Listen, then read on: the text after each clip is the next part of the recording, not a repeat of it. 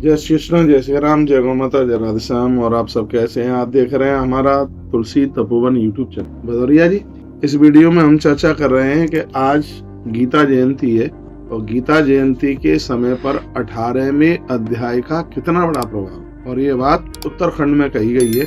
उत्तराखंड का मतलब है पद्म पुराण का उत्तराखंड। तो उसके महात्म्य में वर्णन किया है। माता पार्वती ने कहा भगवान को, हे प्रभु, उक्त सप्तादशाध्याय गौरवम भवता शिवा सत्व अष्टादशा अध्याय महिमान मुदीरे, यानी आपने 17वें अध्याय का महात्म्य सुनाया। अब हम आपसे 18वें अध्याय का महात्म्य सुनना चाहते हैं, जो कि श्रीमद् भगवद गीता का अंतिम अध्याय है, 18वां अध्याय। माँ पार्वती पूछे शंकर भगवान से। माता पार्वती ने पूछा है।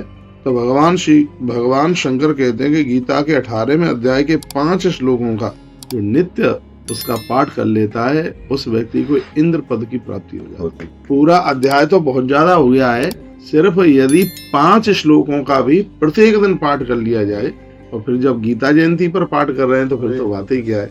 आइए उसी को भगवान शंकर कहते हैं, पार्वती, अब तुम चिदानंद को प्रदान करने वाले तथा वेदों के समान पवित्र उत्तर भाग 18वां अध्याय है, उसका महात्म्य आप सुनिएगा। और स्वयं भगवान सुना रहे हैं, कह रहे हैं, समस्त शास्त्र सर्वस्वम श्रोत्र प्राप्तम रसायनम संसार यातना जाल विदारण परायण। भगवान कहते हैं संसार यातना से बचाने वाला श्रीमद् भगवद गीता का 18वां अध्याय, कानों को प्राप्त होने वाला ये रसायन है। ये बिल्कुल हाँ, यह सांसारिक यातना समूह को विदीर्ण कर देने वाला है। परम रहस्य स्वरूप तथा सिद्धों के अज्ञान को नष्ट करने में समर्थ है। 18वें अध्याय की इतनी बड़ी महिमा। चैतन्यम कैटभारा तोरगण्यम परमम पदम, 4 नंबर के श्लोक में वर्णन किया गया। श्री भगवान विष्णु का सर्वोत्तम ज्ञान है तथा परम प्राप्य है, साधन है गीता जी का 18वां अध्याय। ये तो सबको ही करना चाहिए। आज गीता जयंती के समय पर और आप इस श्रीमद् भगवद गीता के 18वें अध्याय का महात्म्य आप सुन रहे हैं।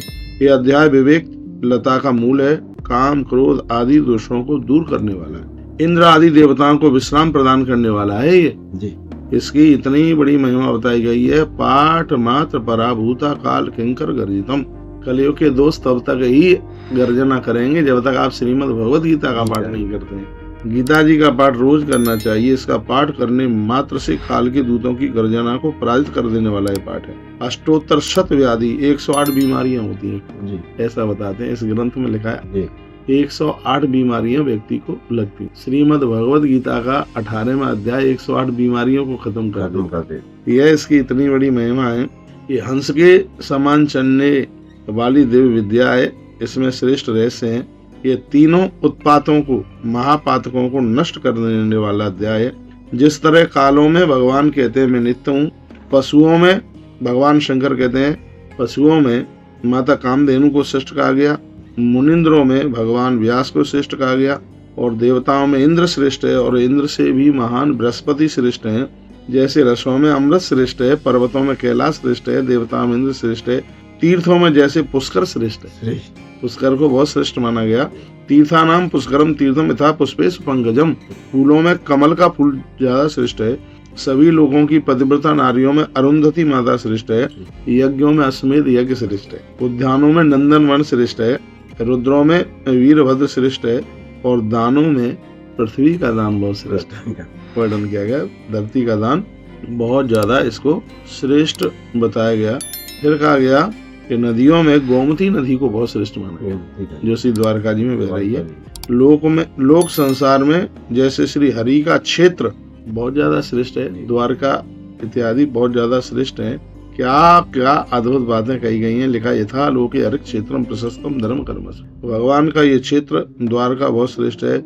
उसी प्रकार से ग्रंथों में श्रीमद् भगवद गीता का 18वां अध्याय श्रेष्ठ। 18वें अध्याय का 14 नंबर का श्लोक है। इसमें गीता जी के 18वें अध्याय की बात कही गई है और बड़ा आनंद हुआ है ये बताते हुए। तत्रैवाष्टादशाध्याय महात्म्य भुवनत्र, सभी भुवनों को पावन पवित्र कर देने वाला ये 18वां अध्याय है। तो आज गीता जयंती है। आज के दिन सबको श्रीमद् भगवद गीता का 18वां अध्याय जरूर करना चाहिए। ये तो पूरी गीता जी का पाठ कर लो। यदि आप पूर्ण श्रीमद् भगवद गीता का पाठ नहीं कर सकते हैं तो श्रीमद् भगवद गीता के 18वें अध्याय का आप पाठ कर लीजिएगा, बहुत आनंद हो जाएगा।